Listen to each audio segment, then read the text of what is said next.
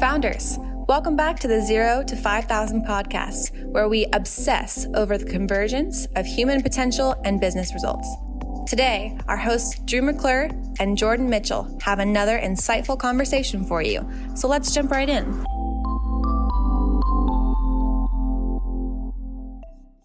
All right, founders, welcome back. Today, I'm sitting down with Manik Suri, the CEO of Therma. Therma is a technology startup whose mission is to help protect our food, health, and planet. Therma builds smart cooling technologies to reduce emissions and improve grid resilience of distributed energy resources through refrigeration as a way to help power the grid across food and healthcare industries. Therma is deployed across restaurants, retailers, distributors, and manufacturers worldwide, with leading brands including McDonald's, Starbucks, Now Foods, 7-Eleven, and Marriott Hotels. Manik is an expert on climate and refrigeration and has been speaking at international climate events like the New York Times Climate Hub at COP26, GreenBiz Verge Electrify, Technology Climate, and Webbit Impact Forum. Before Therma, Manik co-founded the Governance Lab, an innovation center at NYU that develops technology solutions to improve government. He has been recognized amongst the top 100 Harvard alumni in technology, a past affiliate of Harvard's Berkman Center for Internet and Society, and previously held positions at global investment firm D.E. Shaw & Company and the White House National Economic Council. Here to share his story and adventures along the way is Manik. So thank you for being here, my new friend. Pleasure. Thanks for that very kind and generous introduction, Drew. I think only my mom knows most of those things at this point. Well, I'll tell you, when we signed on to talk, I was shocked that you weren't 55 or 60 years old with the amount of stuff that you've been up to. I feel 55 or 60. I have a 1-year-old, so I don't sleep any longer. So it does feel like 10 years just got added, 15 years just got added, but no. It will feel that way for about another year, and then slowly you'll feel like your life is coming back. Don't worry. Perfect. Just hang in there. Thanks. Sleep will return one day. I look forward. And then it'll be gone again. So it goes in ebbs and flows, right? That's great. But you won't always feel this way. Well, friend, how did you get into this? How did Therma get started? Yeah, well, I didn't imagine I was going to run a clean cooling company. I hadn't thought a lot about refrigeration as a kid. You know, it was one of those things that I probably took for granted, like so many other humans, especially in the developed world. I was trying to build tech for good, trying to build technology that could have positive social impact. That's how I got into the tech space a decade ago. And I was working on a company, the precursor to Therma. We were trying to build technology that could help reduce waste and help improve safety and sustainability in the food industry, farm to fork. That company was called Co-Inspect, Collaborative Inspect. And in building that product and that company, I discovered just how much waste and how much inefficiency in the food supply was coming from refrigeration, and just how much time and effort and energy was being spent on cooling in general. And in the process, we realized it was a big source of global warming. Between food waste, refrigerants leaked, and energy consumed, almost 10% of warming comes from cooling, which is kind of crazy. I didn't know that. I didn't appreciate that. And Therma is really trying to tackle that by reducing waste and reducing loss across product, refrigerants, and energy. And so in the process, save businesses money and help reduce warming. So yeah. Well, you mentioned being inspired to pursue tech for good. Where did that come from? Had you always known? Had that always been a passion, or did you kind of stumble into that? Never imagined I would work in the technology industry as a kid. Growing up, I grew up in the Central Valley in California, not Silicon Valley, but the San Joaquin Valley, which is about an hour and a half east of Silicon Valley, in an ag town called Fresno. And so it wasn't, this is in the 90s. It wasn't quite as as urbane and cool and sophisticated as maybe, Palo Alto or some of the Silicon Valley towns. But I wanted to work in policy and government. So in college and then after school, I thought I was going to work in policy and government. I ended up taking a bunch of twists and turns in my career, which again, I think at this point, maybe my wife and my mom still know about. I'm starting to forget. But I went to law school 5 years after college and then went to work in the Obama White House as a junior guy. working in a policy job. And I met a woman there, the deputy CTO, and she was a former lawyer, recovering attorney, as she jokes. And she had gone to Harvard 10 years before me, Beth Novak, and was just a super inspiring human and interdisciplinary thinker. She was working on a book called WikiGov about how technology was transforming every part of life, how we dine, how we date, how we engage in everyday activities, but big public problems weren't being tackled.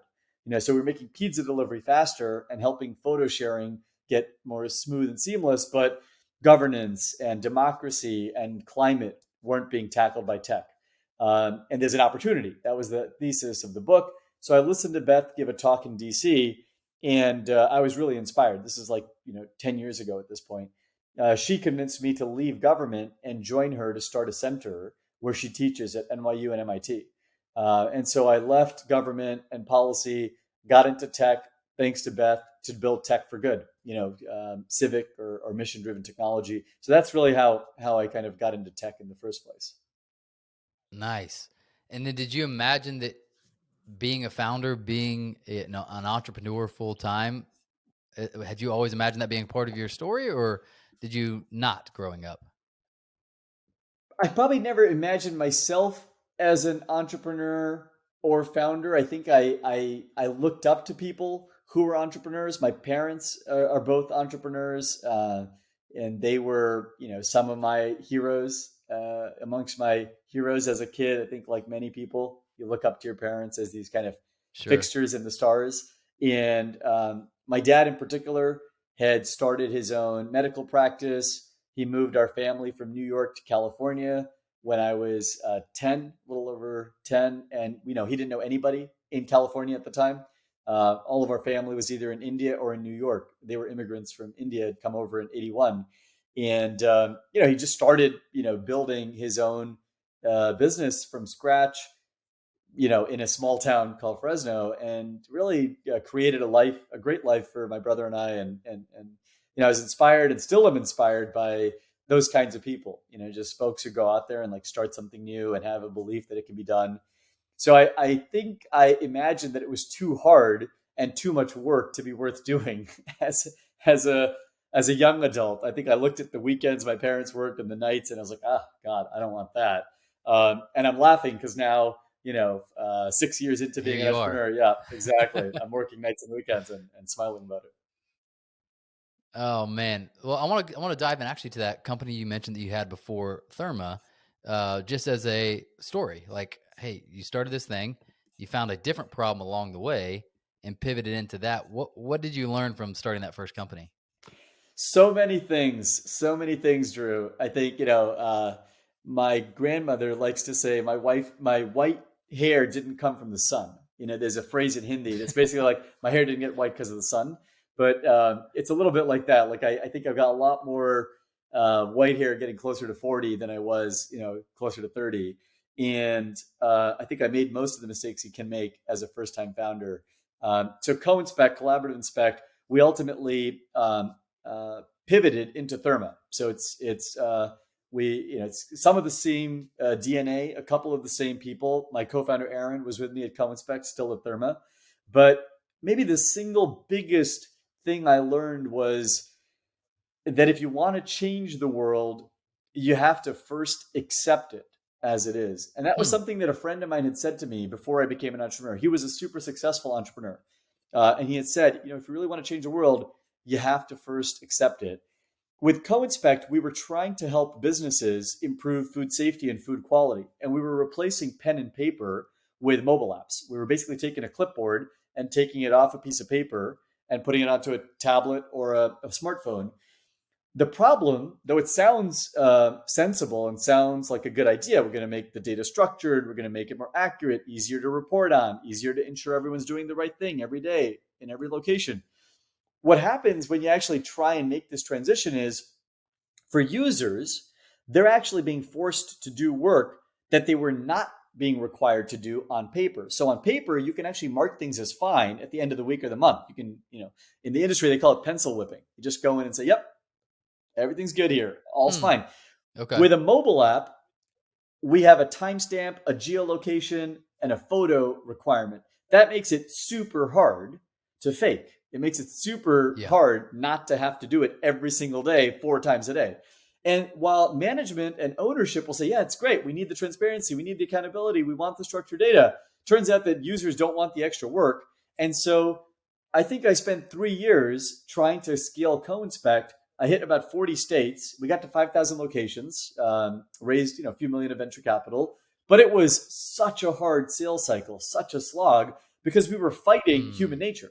We were trying to make people do work that they didn't have time to do or didn't want to do in the first place and had never been doing for decades. So the problem is that no one said that to us. I never was in a single meeting. I think I did 600 sales and implementation meetings. Not a single person said, oh, I don't want this, or it's a bad idea for our company. And we started co-inspect right after Chipotle had a bunch of food safety issues in 2015. So the industry was dealing. I remember that. So it wasn't like people didn't know that, yeah, this is good for society. This is good for consumers. It was more human nature is human nature. And so if you're fighting human nature, trying to do the right thing and transform society, that's really hard to do as a tech product. Maybe as a regulator, maybe as a legislator, but not as a tech, not as a tech company. And that was a lesson that I had to learn painfully. And it was also important to realize that you have to listen to what people aren't saying just as much as what they are saying. They might tell you they want your product, but if they're not adopting it, or they're giving you negative reviews, or they're churning, or implementation is a battle, or management won't expand to more locations, something's going on. Whereas with Therma, we had massive early adoption, and we weren't even trying to sell it. We were just testing out the idea of automating the work with sensors instead of using a mobile app. It was like, hey, maybe we shouldn't use sensors. Maybe we shouldn't use structured data. Maybe we should just automate it with sensors. Why are we making people do work on a clipboard digitally? And so it was just way more aligned with human nature, much easier to get people to embrace something that reduces how much work they have to do. Both are good for society, but yeah, that was the central theme of my learnings. That's fascinating. I haven't heard that before, but it makes a shit ton of sense, because any new thing, there's going to be the natural friction of doing something different in anything. It's like, oh, I have to go through these steps I didn't have to go through before, or I have to learn something new. We were doing it a different way. But if you layer onto that the friction of it going against some human nature, you've just doubled the resistance to whatever it is that you're trying to offer. That's a fascinating way of looking at it. I think it's one of those, simple and obvious points that it's hard to appreciate or internalize until you live it. And, I think I had this idealistic, concept about building civic tech or tech for good, becoming an entrepreneur, especially coming out of law school at Harvard and government work and then the GovLab, thinking, well, yeah, people should want to do this. It's better for society. It's better for consumers. It's better for their brand. But that doesn't mean that that's going to get massive adoption. And and the tech that does get massive adoption and quick, rapid adoption, I think tends to align with human nature as opposed to fighting it. It's something I've started to appreciate. I've heard that now that we're talking about it. I can't remember what conversation I was listening to, but it was very similar, where they were talking about like, hey, you want to innovate on something that is good for better for society or better for people. Good idea is something that is better for people and better for society, but you make less money, right? As an example. And you can hopefully get some people to go along with that. They're like, all right, I'll make a little less money and serve humanity this way. Best idea is that you make an idea that's better for everybody and they make more money because you're just going along with human nature. They're like, hey, what's going to be a no-brainer? Is you're telling me my business is going to, grow and we're helping people? Like, now I have no reason to say no. Does that make sense? It makes complete sense. And I think it's one of those, one of those insights that if you really break it down, of course, it's easier to get people to do the right thing when it's also in their self-interest. But, exactly. That's it. Yeah. And tech is really, I think, it's especially true in tech because products, consumers or users have to love them if you really want them to scale. It's less true in other sectors. As a regulator or a legislator, you can make people do what you think is the right thing by just requiring it with the force of government and the law behind you. It doesn't work that way in tech. It's much more, has to be bottoms up. And I think that's the power of technology as a force of social change. How long did it take you to recognize that, hey, this business just isn't working, not the way I want it to, And when did you decide we're actually going to, pursue a pivot?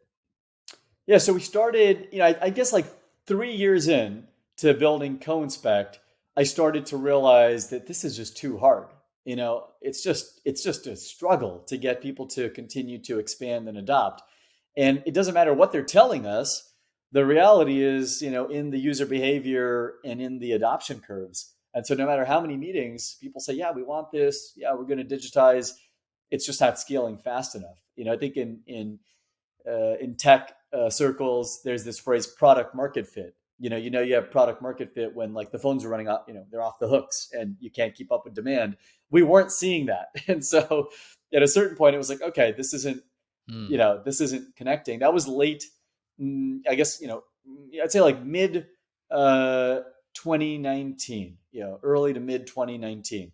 And at that time, we were in the field watching users using our product in this mobile app. My colleague Andrew Hager, who was our head of engineering at the time, he was with me at a customer location in the Bay Area, and he looked at me and said, "I don't think we're solving this the right way. I think we're making people do work that they don't want to do. We're basically like forcing them to do stuff every day." And Andrew had this really, really interesting background. He's a full stack engineer. He's got a software and software hardware background and 20 years as an engineer, but he'd also taken a year off in his life in his 20s to go back to culinary school at the CIA in Napa. And so he's a CIA trained chef, and he'd worked in a culinary kitchen for like a year and a half. So he's worked in kitchens, but is an actual engineering leader. And so he actually knew what it was like for restaurant staff and workers. Wow. And he was like, this is fighting human nature. I think we should be using a new type of sensor. I think there's a new type of sensor that would actually automate this. Let me go and check it out, and I'll come back to you, Manik. And so that was when we started thinking, maybe we're solving this problem the wrong way. And what we knew was most of what users were checking was temperatures. But we didn't have the right way of solving it. A mobile app, it turns out, wasn't the right way. A sensor was.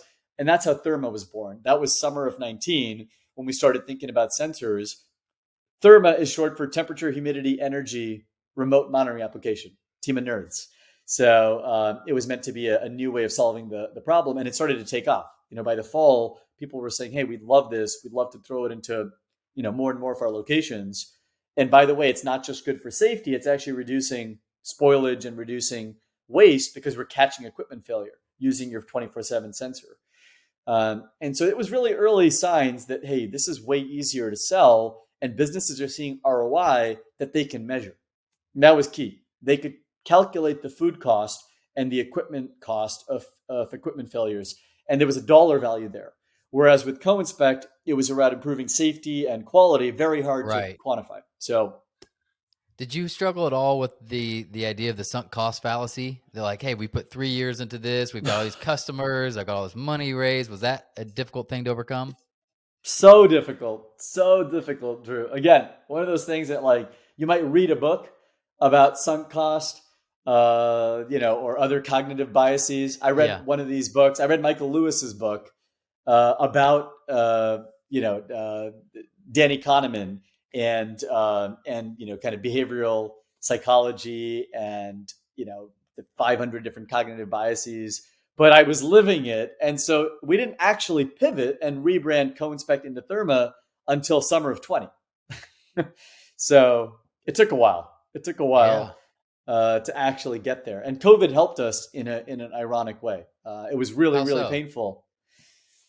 Well, we were starting to fundraise in January of 20 on this idea of a new product called Therma. It was meant to be a second product. And, we had a term sheet in February of 20. And so the idea was to keep selling two products, Co-Inspect and Therma. The company was named Co-Inspect at the time. And March of 20 hit, and suddenly every customer we were selling to, which is basically restaurants and hospitality, shut down, like indefinitely. So you can imagine the investor response in the second week of March. Half my friends are VCs, or private equity guys at this point. Suddenly, people were not returning calls and didn't seem to remember my number or email. And the term sheet we had went away.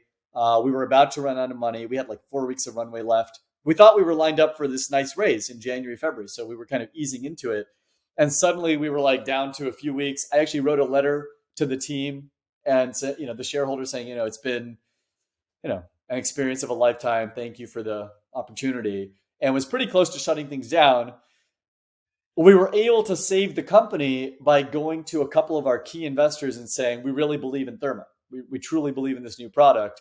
And essentially what we came up with was a restructure of the business. We recapitalized or recapped the company. We renamed the company Therma. We essentially stopped working on co-inspect and focused exclusively on Therma. That happened in April of 20. And so it was a real forcing function in like the true sense of the word. It was basically, you can shut everything down or you can really take a gamble on this thing called Therma, which at the time sounded kind of crazy because it was like, we're selling this new product in a category that's fairly, hard to predict because restaurants and hospitality are still shut. It's April of 20.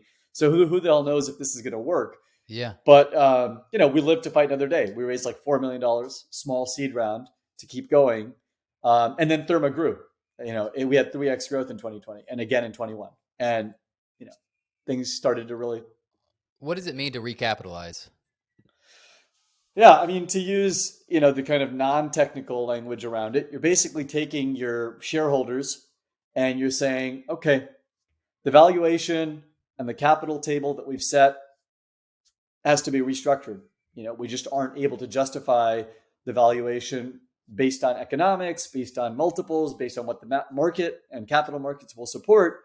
So we want to reset what the valuation is, who the investors are, and give people a chance to make a decision whether they want to continue to invest and support and be part of the business or whether they want to exit. That can look like many different things. Liquidity or not. Yeah, it happens all the time in downturns. It was my first experience restructuring a company, and as the founder, and we'd bootstrapped. In the beginning with co-inspect, I started the company with my own capital, so it was super painful. But April of 2020 and March of 2020 was, I think, really hard for everybody, not just us. God, when you get to the point where you're 4 weeks away, a few weeks away from sending a letter to your friends and family, basically, because that's what your business becomes, and saying the dream's over. It was dark. And my wife works in public health. She's a physician, and she runs. She was the head of safety and quality for UCSF, University of California, San Francisco. And so she was dealing with COVID in the health system, which is the largest health system in the Bay Area. And so she was dealing with that craziness, and I was dealing with a business that was shutting down. So it was a dark period. It was just every day it was like really hard. How'd you make it through that, even just mentally and emotionally? A lot of lessons learned, failure. And I'd been very privileged, been very fortunate in life in so many ways, had generally prided myself on not failing. So it was like really humbling. It was extremely, extremely hard to kind of take it personally or not take it personally, to kind of recognize that this is partly my own mistakes or my own limitations and partly timing and market. I took inspiration from a lot of founders and friends who had kind of been through ups and downs. And then, a lot of my family's in healthcare. My parents are doctors. My brother's a doctor. 3 of my grandparents are doctors. So I got like 15 doctors in my family, and they have just a really different perspective. They're not in business in the same way. And they were just like, look, there is life and death, out there. There are struggles that are truly life and death. You're fortunate. You've got an opportunity here to keep going. You've got a company. People believe in you. It's dark, but go for it. You're working on something interesting and important. So I got a lot of personal support from my community. And Wow. We reset the business. We cut the workforce down. We cut the valuation down, and lived to fight another day. I think what was really exciting at the time was that the climate impact of Therma had started to become really clear in 2019. We had worked on sensors in the summer of 19, and in the fall of 19, we started to apply for climate, tech and climate hardware programs. One of our early co-inspect investors was a fund called UrbanUs that had a climate hardware accelerator called UrbanX in Brooklyn, run with BMW, the car manufacturer. And they told us about the program and said, look, your technology, you're trying to build hardware for the first time and, create, a supply chain. Maybe you should consider doing this program. And so we applied to and got into this climate accelerator in fall of 19, which we went to. We did 6 months in Brooklyn. And I think the impact potential of Therma started to become more and more clear.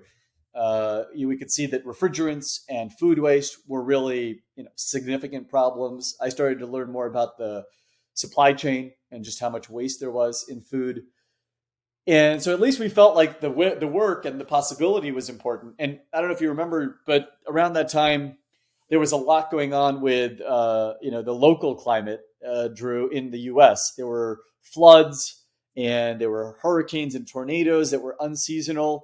And then where I live in Northern California, there were just crazy wildfires. And then in 2020, there was this apocalyptic, day in August of 20. So the climate problem, though it's always been there, for at least the last 4 decades on the horizon, it started to get really topical and really front of mind in 2019 and 2020. So, I think people around us started to say like, yeah, this is something we can see you guys really, scaling into. And, it's not that we weren't interested in sustainability. The first blog post I wrote in 2015 was about safety and sustainability. But in 2015, sustainability didn't have quite the same cachet or the same urgency as it did in 19 and 20. Well, it's not like you were also fortunate in that you had some traction in Therma before the pandemic hit. You'd gotten some training, you had seen some kind of market feasibility, and like, hey, I think we're really onto something. So that when you came to those investors, you had more than just an idea. Is at least what I'm hearing, right? We did. We were really lucky, that we had these early co-inspect customers who were willing to give us feedback on Therma. So we had just enough, I think, proof points or just enough, conviction that there was going to be a market for this product, and the market was pulling the product. We weren't pushing it the way we'd been trying to fight, up an uphill battle with co-inspect. There were just, so much interest in the product from our customers on the co-inspect side that we thought, hey, this Therma thing is different. It's definitely got a lot of opportunity. Unfortunately, in February of 20, we couldn't expect that so much of the hospitality and food industry would be transformed by COVID. So it made it really complicated in terms of figuring out who to sell to. In March of 20, we believed that Therma was a good product for restaurants and food operators. But the problem was full service and fine dining were completely shut. You couldn't go inside, a location. Schools, universities, hotels, airports, these were all sectors that we'd been selling into and thought we could sell into. They all shut. So the only vertical we could sell to was fast food. If you recall the summer of 2020, fast food was doing really well. There were lines out the door and down the block for Chick-fil-A and In-N-Out and McDonald's and Taco Bell because they were taking all the excess demand. And so I was driving home to visit my parents in Fresno from San Francisco where I live, and I saw all these lines, and I thought, maybe we should go back and talk to some of the the QSR, the quick service chains, because we have some of them as leads. And this was kind of like May of 20. And it turned out that segment was doing really well. And so all of our customers in 2020 were quick service restaurants. We signed up operators of Domino's, Pizza Hut, Taco Bell, Burger King, McDonald's. It was just like that kept us going. And so through most of 21, we were primarily selling into quick service restaurants. And then in late 21, a bunch of other verticals opened up again. Full service, fine dining. And then in 22, we've been selling into schools, universities, hotels, a bunch of other industries that are back again. But a couple of strange years. Absolutely. But you kept your head on, which is why I was asking about that earlier. We can get kind of lost sometimes in the emotions and the what ifs and all that kind of stuff. But you kept your head on, saw the opportunities, moved into those opportunities. What else did you learn? You've had an upfront, seat in scaling a company quickly in 2 years. What have you learned about scaling your company? I think, every lesson, every lesson is, a series of mistakes, just making fewer of them. I think one of the biggest things I started to appreciate was making decisions more quickly and agility. Hmm. Again, something, I read books about before I became an entrepreneur, but it's not the same thing. We had to decide within days or weeks, are we going to keep going or not? Are we going to keep selling 2 products or 1 product? We have 11 verticals. Are we going to sell to all of them or 1 of them or 3 of them? There were just so many things that had to be decided in 2020, especially, and also in early 21, because the world was just so uncertain that it forced me to get into a pattern or habit of making decisions fast, which is not something I do naturally. If you talk to my friends and colleagues, they would say, oh, he's a very deliberate, very kind of, data oriented and methodical decision maker and thinker. And that was something I prided myself on. I was, a really good law student, top of my class in law school, top of my class in college. I like to get A's in everything. I don't like to, not know the full issue. And, as my co-founder, Aaron, this is his 6th startup. He's in his late 50s. He's been doing tech for the last 30 years. Nice. He likes to say business is a pass-fail exercise, Manik. It's a little more 80-20 rule. Like, you don't have to get a 99.9. You just have to not fail. And so, I like that. Yeah, there's nothing like, a pandemic or calamity to force learnings to happen fast. And I think agility and quick decision making came a lot faster to me because we were constantly hitting the wall in one way or another. Yeah. That. What helped you overcome maybe that analysis paralysis and pull the trigger? Like, hey, we got to make a decision. I can't do what I normally do, which is take forever, look at it from 360 degrees, and I got to make a decision. That's emotionally difficult. Yeah, we almost ran out of money twice. So that helped. You kind of, you fail enough and you go through enough heartache and headache and you're like, okay, I don't want that pain again. I really don't want to be having those conversations. I think that was the kind of way in which the lesson kind of really got hammered home for me, that if you take too long, capital is not infinite. And it's a lesson I think we're seeing again in late 22. When times are good, you might think you have a lot of operating room, a lot of opportunity to maneuver, a lot of chance to maintain optionality. But when constraints start to hit, when capital or resources get tight, then you realize, oh, these things have costs. Keeping your options open or taking time has a cost.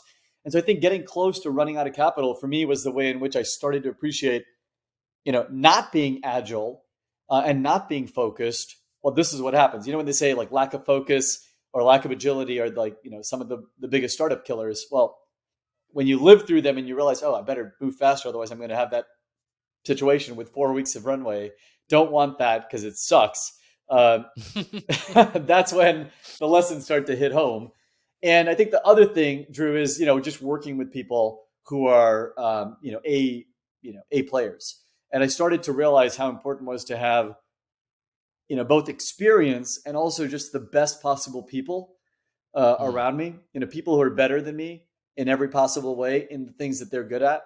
I think that appreciation that when you have people who are better than you in the things that you're not best at, then amazing things happen. And if you don't, then it just creates a lot more challenge and makes it harder to succeed. So that also was a lesson learned, I think, in the last couple of years. That's awesome, man. I can't help but ask, as we're coming into 23, we seem to be on an interesting moment that no one can agree on, which is interesting to me. Some are saying dude, next year's gonna be totally normal. It's gonna bounce back. We're going through a temporary recession, blah, blah, blah. Other people are saying batten the hatches. This is going to be the worst thing we've had in a long time. How are y'all thinking about it as a business? And are you doing anything in preparation for what you feel like might be a tough year or not? I mean, a lot of ink has been spilled recently on, the macroeconomic situation. I think one thing I came to appreciate being a private equity and hedge fund investor was it's very hard to know what's going to happen. There's just really, really challenging dynamics around prediction of markets. You have, so many factors. So many factors. Doesn't matter how much resourcing you have. No one quite gets it right consistently, for any length of time. It just, So that was humbling. And D.E. Shaw, where I worked my first job, is one of the best performing investment firms, globally, and has been for 30 years. And even at DE Shaw, many, many smart people. And I worked for the gentleman who ran the firm. And one thing he had said to me was, I don't invest in the stock market. It's too risky. Which I found like just, very, very humbling and comical at the time. But I think the point is that one doesn't really know whether this time next year the market's going to be higher than or lower than where they are today. I think what is clear is that there's a lot of pressure on economic factors like labor and, frankly, the climate, the planet, and also inputs like energy and resources. So if labor costs are rising because of inflationary pressure, because of supply chain issues, if input costs are rising, again, partly because of geopolitical issues, for example, this ongoing war in the Ukraine, and political instability in parts of the world right now, that just means it's going to be harder to avoid a recession. Doesn't mean we're going to have a recession. Things may still turn around.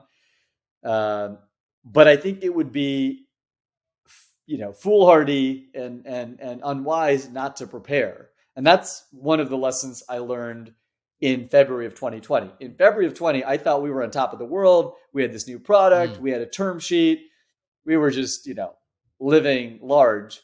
And then the world changed on a dime. So I think one thing we're doing now is planning and expecting, things to get harder.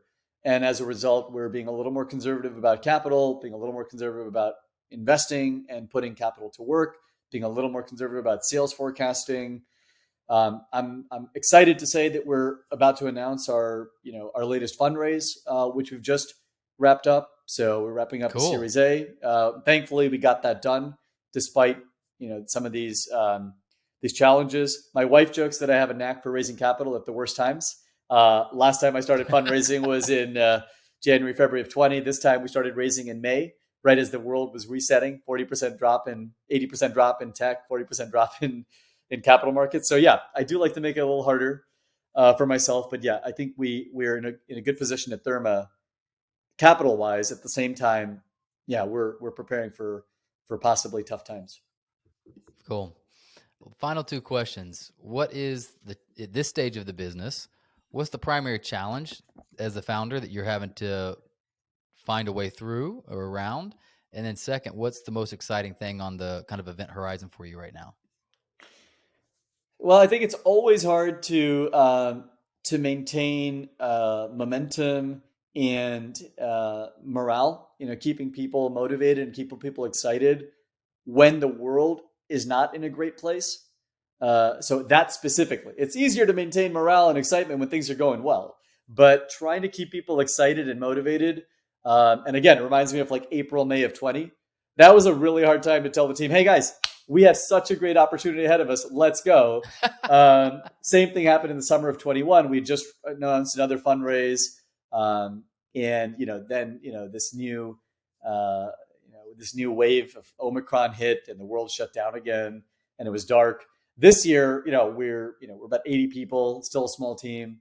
But the world is again in a shaky place and we're in a good place as a company. So it's this like disconnect between we have a great opportunity. We're working on a problem that's really socially significant. Our team bleeds green. So they really care about sustainability. I mean, I think to the person, if you ask our team why they're here, the number one reason would be because they want to make an impact on the planet. And I think I'm proud of that.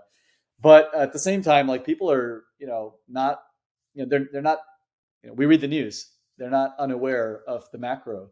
And so I think that's the hardest challenge. How do you keep people motivated and excited? What's the most exciting thing you're pursuing right now? Our new energy solution. We're trying to turn refrigeration and air conditioning into batteries. We're turning these assets on and off dynamically in real time and trying to save, around 10% of the bill for a business in the process.